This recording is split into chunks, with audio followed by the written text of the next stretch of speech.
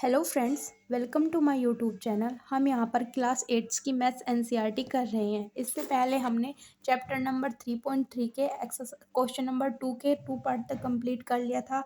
अब हम इसका क्वेश्चन नंबर 2 का थर्ड पार्ट देखेंगे। तो देखिए फ्रेंड्स, ये बोल रहा है कि कंसीडर द फॉलोइंग पैरेललोग्राम्स। ये पैरेललोग्राम्स आपको कुछ दिए गए हैं। Find the value of unknowns X Y Z. इन एक्स वाई जेड इन सब की वैल्यू फाइंड करनी है जो अलग अलग प्लेस पर दिए गए हैं।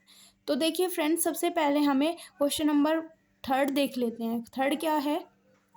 थर्ड है, इन्होंने यहाँ पर एक्स दिया है और ये हमारा, अगर ये इस तरह का चिन्ह लगा होता है तो इसका अर्थ होता है कि ये 90 डिग्री है ना। और ये 30 दिया है, बाकी सब कुछ नहीं दिया है, बस हमें वैल्यू फाइंड करनी है। देखिए फ्रेंड्स, हमने पहले भी डिस्कस किया था कि जो पैरेललोग्राम्स है उसमें अपोजिट एंगल क्या होते हैं, एक दूसरे के इक्वल होते हैं। यानी कि एंगल जेड किसके बराबर होगा? एंगल वाई के। Angle Z is equal to angle Y के, है ना। ये वाली प्रॉपर्टी आपको यहाँ तक पता चली। अब देखिए, इसके बाद ये जेड है और इसके बाद ये देखिए यहाँ पर एक्स, ये 90 डिग्री दिया है और ये एक्स है। ये भी तो एक दूसरे के अपोजिट एंगल है। इसका जो मुंह है ये इधर को है और इसकी जो साइड है वो इधर को है, तो ये भी दोनों अपोजिट हो गए। तो एंगल एक्स का मान कितना हो गया हमारा? 90। अपोजिट एंगल आर इक्वल्स, है ना। अब देखिए, हमें एक्स की वैल्यू फाइंड हो गई। यहाँ पर 90 डिग्री हो गया ये और ये 30 डिग्री। अब ये हमारा एक छोटा सा ट्रायंगल बन रहा है। एक छोटा सा ट्रायंगल बन रहा है तो उसकी प्रॉपर्टीज़ क्या होती है कि जो तीनों एंगल्स होते हैं, यानी कि angle X plus angle Y plus angle 30 किसके इक्वल होता है? 180 डिग्री के। यही तो प्रॉपर्टी होती है कि तीनों एंगल्स का सम 180 के बराबर होता है। देखिए, हमें एक्स वाई का तो हमें पता नहीं, लेकिन हमने एक्स तो अभी निकाला, 90 डिग्री होता है। 90 प्लस एंगल वाई ऐसे ही छोड़ लेंगे प्लस 30 इज इक्वल टू 180। 90 और 30 को जोड़ेंगे 120 plus angle Y is equal to 180। और एंगल वाई कितना हो गया? ये 120 उधर जाकर माइनस में होगा, घट जाएगा। तो एंगल वाई की वैल्यू क्या आ गई? 60 डिग्री। तो यानी कि वाई की वैल्यू कितनी आई? 60। और हमने अभी अभी देखा था कि जेड किसके, वाई किसके बराबर था? जेड के।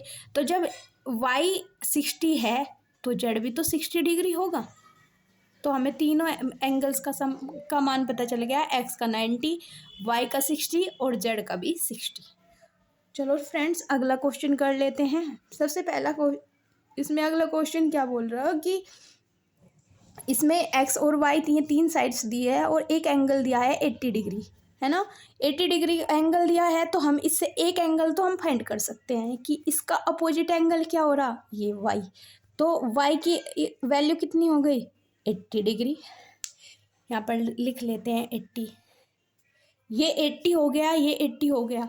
लेकिन एक प्रॉपर्टी अभी भी डिसाइड करी थी कि हमने सबसे जो इसके अपोजिट एंगल हैं वे क्या होते हैं? इक्वल। बताइए यहाँ पर अपोजिट का मतलब कैसा होगा? अगर मान लीजिए कोई लाइन खींची है ऐसे, तो उसका ये वाला एंगल इस वाले एंगल के बराबर होता है। ऐसे ही तो दिया है, ये दोनों बराबर है। अगर हम इसे थोड़ा सा बढ़ा दे तो ये इक्वल ही हो जाएगा। तो ये वाला y किसके बराबर होगा? ये z के बराबर होगा। y हमारा 80 आया तो z भी हमारा कितना होगा? 80, है ना। ये हमारा कितना आया? z 80। तो हमें दो एंगल तो पता लग गए, लेकिन अब अभी हमें x की वैल्यू और फाइंड करनी है। x की वैल्यू कैसे फाइंड करेंगे? देखिए फ्रेंड्स, ये हमें ये पता है कि ये z कितना है हमारा? 80 डिग्री। अगर हम इसकी वैल्यू फाइंड कर लें यहाँ से, तो ये वाला एंगल उसके बराबर रख देंगे।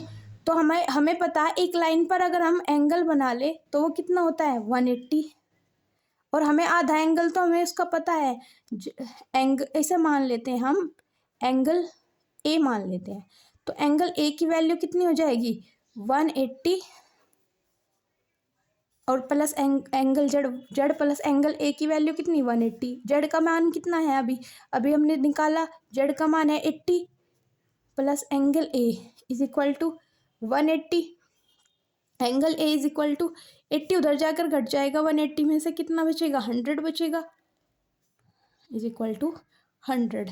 तो हमारा वैल्यू कितना है इसका, ए का 100 यानी कि 100, ये हमारा 100 आ गया। और ये किसके इक्वल है, ये एक्स के इक्वल है। क्यों इक्वल है, क्योंकि ये अपोजिट साइड है। Angle A is equal to angle X, और एंगल एक्स ए का मान कितना है 100, तो एंगल एक्स का मान भी कितना होगा 100 डिग्री। तो तीनों एंगल्स का मान पता लग गया। सबसे पहले एक्स का 100 आया, फिर वाई का हमारा 80 आया, और जेड का हमारा फिर 80 आया। ठीक है, अब हम इसका क्वेश्चन नंबर 5 देख लेते हैं। क्वेश्चन नंबर 5 ये इसमें भी कुछ एक्स वाई जेड ही पूछ रखा है। सबसे पहले हम देखेंगे सबसे इजी कौन सा है। देखिए सबसे इजी है हमारा वाई फाइंड करना, क्योंकि हम इसे बराबर रख देंगे।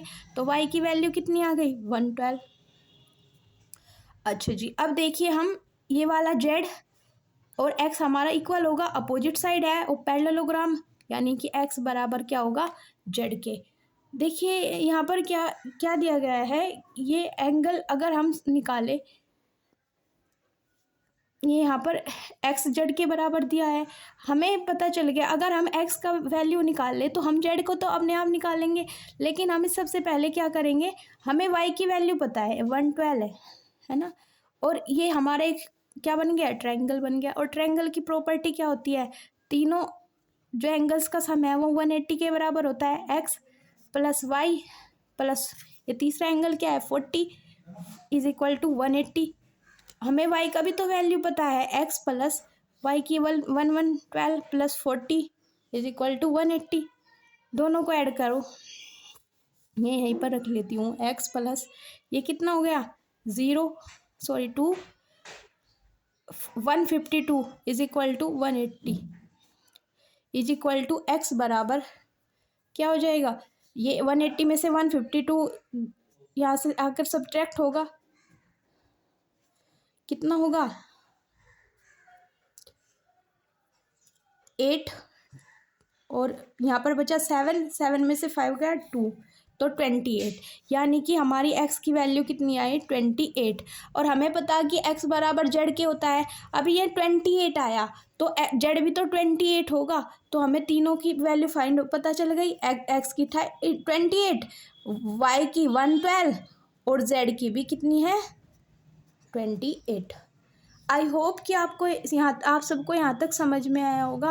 अब हम इसका क्वेश्चन नंबर 3 देख लेते हैं। क्वेश्चन नंबर 3 क्या बोल रहा है, can a quadrilateral ABCD be a parallelogram. यदि कोई क्वाड्रिलेटरल है जिसकी 4 साइड्स है ABCD उसके नाम है, क्या वो पैरेललोग्राम हो सकता है। ये 3 कंडीशंस, 3 इसके क्वेश्चन दिए हैं। अगर हम उसका एंगल D और एंगल B किसके बराबर मान ले 180 के बराबर मान ले, तो देखिए फ्रेंड्स हम इसका एक छोटा सा क्वाड्रिलेटरल ड्रॉ कर लेते हैं। A B C और D, और हमें एंगल B का मान दिया और एंगल D का मान दिया, और इन दोनों का सम कितना दिया 180 के बराबर मान लेते हैं हम दोनों का मान। हम इसे 180 मान लेते हैं। इन दोनों का वैल्यू कितनी दी 180। तो देखिए फ्रेंड्स हम इसे 180 कैसे कर सकते हैं, अगर हम दोनों की वैल्यू 90 ले ले तो दोनों ही एंगल इक्वल होंगे, यानी कि ये पैरेललोग्राम्स तो हो सकता है। लेकिन हमें इन्होंने बाकी की जो टर्म्स है, जो प्रॉपर्टीज़ है वे अप्लाई नहीं दी, तो हमने कह सकते हैं कि ये मे भी हो सकता है नी, ये है ना। तो ये हम कह सकते हैं कि ये हो सकता है, लेकिन ऐसा ज़रूरी नहीं है। तो हमें पता चला कि पहला क्वेश्चन हमारा हो सकता है, पैरेललोग्राम हो सकता है, ज़रूरी नहीं है। अब दूसरा देखिए क्वेश्चन नंबर 2। क्वेश्चन नंबर क्या बोल रहा है, AB बराबर BC is equal to 8 centimetre. मान लीजिए ये वाली साइड 8 सेंटीमीटर है और ये वाली साइड भी 8 सेंटीमीटर है, दोनों इक्वल हो गई, मान ली भाई। तो एक पॉइंट तो हमारा पैरेललोग्राम का सेटिस्फाई हो गया कि अपोजिट साइड इक्वल हो गई, या AB है और ये CD है, तो अपोजिट साइड से आएंगे, दोनों इक्वल हो गई। अब इन्होंने क्या दिया, जो AD की वैल्यू है वो 4 सेंटीमीटर दी, AD की वैल्यू 4 सेंटीमीटर, और BC की वैल्यू कितनी दी 4.4। यानी कि ये तो साइड इक्वल नहीं दी, इन्होंने तो ये थोड़ी फालतू दे दी। 4.4 ज़्यादा है ना ये, तो इसलिए हम कह सकते हैं कि इसकी जो सारी साइड्स हैं वे अपोजिट साइड्स आपस में इक्वल नहीं है, यानी कि ये वाली साइड इस वाली साइड के इक्वल नहीं है, तो ये पैरेललोग्राम भी नहीं होगा। ठीक है, इसे बोलेंगे is not a parallelogram. I hope कि आप सबको यहाँ तक समझ में आया होगा। अब हम इसका क्वेश्चन नंबर 3 देख लेते हैं। क्वेश्चन नंबर 3 का एक पार्ट और बचा। एक पार्ट और क्या है? Can a quadrilateral ABCD be a parallelogram? क्या एक ABCD पैरेललोग्राम हो सकता है अगर उसके एंगल A का मान 70 है और एंगल C का मान 65 है? देख लीजिए, A, B, C और D। हमें तो ये पता है कि एंगल B D के बराबर होना चाहिए और एंगल A C के बराबर होना चाहिए। तो देखिए फ्रेंड्स, यहाँ पर एंगल A का मान कितना दिया इन्होंने? 70। तो पैरेललोग्राम की प्रॉपर्टी क्या कहती है कि ये एंगल C भी 70 डिग्री होना चाहिए। तो लेकिन ये 70 ना देकर इन्होंने कितना दिया है? 65। तो प्रॉपर्टी अप्लाई नहीं हो रही, तो हम कहेंगे it is not a parallelogram. Okay friend, अब हम इसका क्वेश्चन नंबर 4 देखेंगे। क्वेश्चन नंबर 4 क्या बोल रहा है? Rough figure of a quadrilateral that is not a parallelogram but has exactly two opposite side of equal measures.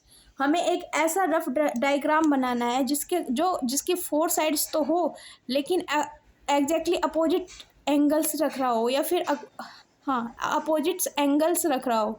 क्या ऐसी कोई शेप बन सकती है? हाँ, ऐसी कोई शेप बन सकती है। हमने देखा होगा, एक काइट है, उसकी ये वाली साइड्स आपस में इक्वल होती है और ये नीचे वाली ये वाली साइड्स आपस में इक्वल होती है। क्या ये अपोजिट साइड है? नहीं, अपोजिट साइड नहीं है। और क्या ये इसके एंगल, ये वाला एंगल इस वाले एंगल के बराबर होगा? क्योंकि ये वाला एंगल इस वाले एंगल के इक्वल तो होगा। क्योंकि इक्वल कैसे होगा?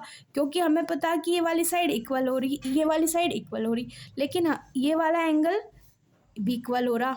लेकिन साइड कैसी इक्वल होनी चाहिए? अपोजिट। लेकिन ये तो अपोजिट वाली तो ये वाली हो जाएगी, ये वाली इस वाली के साइड के बराबर होनी चाहिए। ये तो हमारी एडजेसेंट साइड्स है। एडजेसेंट साइड्स कैसी होती है? जो आपस में जुड़ी हुई होती है, उन्हें बोलते हैं एडजेसेंट। और एक दूसरे की अपोजिट कैसे होती है? एक के सामने छोड़कर दूसरी साइड।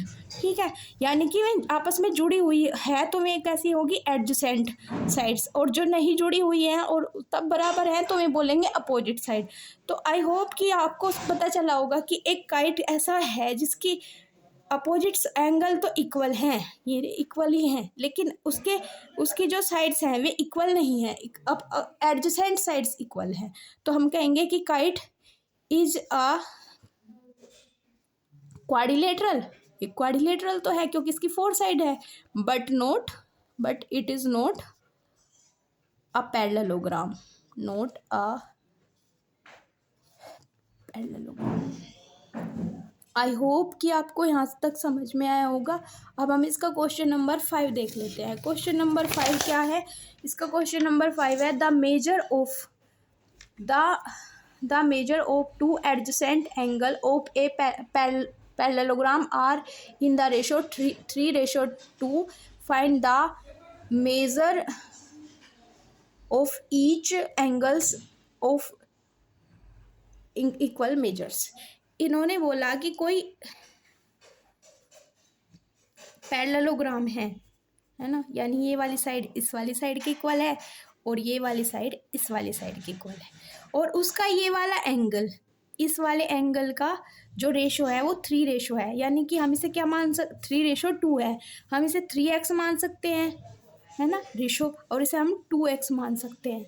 हमने एक प्रॉपर्टी हमने पीछे डिसाइड नहीं की, लेकिन एक प्रॉपर्टी पैरेललोग्राम की क्या होती है कि उसके एडजेसेंट एंगल का सम, अभी बताया था एडजेसेंट क्या हो? आपस में जो साइड में एक ही साइड से जुड़े होते हैं, है ना। तो एडजेसेंट एंगल्स का जो सम है, sum of adjacent angle is equal to 180 degree. Okay, तो हमें पता चल गया कि यहाँ पर 3x + 2x की वैल्यू कितनी होगी, 180 के बराबर। यानी कि यहाँ से हम x की वैल्यू फाइंड कर लेंगे। ये कितना हो गया, 5x बराबर 180, और x बराबर कितना है, 180/5। काट दीजिए, 3 टाइम्स कटेगा, बचेगा 30, 36 हो गया। अब हमें पता चल गया कि हमारी x की वैल्यू क्या है, 30। तो हम यहाँ से एंगल भी फाइंड कर सकते हैं। जब x की वैल्यू 36 है तो 3x की वैल्यू कितनी होगी, 3 × 36, तो 108 हो जाएगी इसकी वैल्यू। अब 2x की भी वैल्यू फाइंड कर लेते हैं। 2x की वैल्यू हम इधर फाइंड करेंगे, 2 × अब हमारा x का वैल्यू कितनी आई थी, 36, तो ये कितना हो गया, 72। यानी कि हमें पता चल गया कि उसके एंगल्स कितने हैं, एक 108 है और एक 72 है। दो एंगल हमारे पैरेललोग्राम्स के निकल गए। अब क्वेश्चन नंबर 6 देख लेते हैं। 2 एडजेसेंट एंगल, यानी कि सेम इस तरह के angle of a parallelogram have equal measures, यानी कि अगर ये बराबर हो, find the measure of each angles of the parallelogram.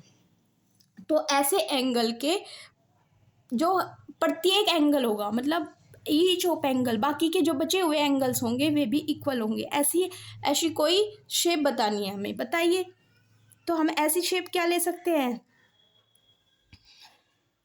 ऐसी शेप ले सकते हैं हम स्क्वायर, है ना। इसकी ये वाली साइड इस वाली साइड के इक्वल है, या फिर रेक्टेंगल भी ले सकते हैं, ये वाली साइड इस वाली साइड के इक्वल है।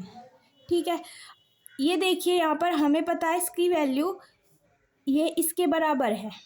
इन्होंने बोला ना 2 adjacent angle of parallelogram have equal measures, यानी कि अगर ये x है तो ये भी x होगा, यानी कि ये 20 है तो ये भी 20 होगा, है ना, ऐसे मान रहे। लेकिन हम इसे x से डिनोट कर रहे हैं यहाँ पर। ठीक है, अब देखिए हमें ये पता चल गया कि ये दोनों आपस में x x हैं। तो हमें अभी मैंने ऊपर भी प्रॉपर्टी डिस्कस की थी कि दोनों एंगल्स का सम क्या होगा, एडजेसेंट एंगल्स का 180 होगा। अब क्या करेंगे हम, ये दोनों को ऐड कर लेंगे, 2x = 180। तो ये कितना हो गया हमारा, 180/2, 90 डिग्री हो गया। यानी कि हमें पता चला ये इसका वैल्यू भी 90 है और इसकी वैल्यू भी 90 है। अब हम अगर हम ये वाले एंगल्स भी निकालें, इसके सामने ये एंगल होगा तो ये एंगल कितना होगा, ये भी 90 डिग्री होगा। अगर हम इस वाले के सामने का ये वाला एंगल निकालें, ये भी 90 होगा, क्योंकि opposite angles are equal in parallelograms. तो हमें पता चला कि इसके सारे एंगल्स क्या हो गए, 90 डिग्री के। तो हम कह सकते हैं कि each angles of a parallelogram = 90 degree. I hope कि आपको यहाँ तक समझ में आया होगा। अगर आपको वीडियो पसंद आई हो तो वीडियो को लाइक करें और चैनल को सब्सक्राइब करें। Thank you friends.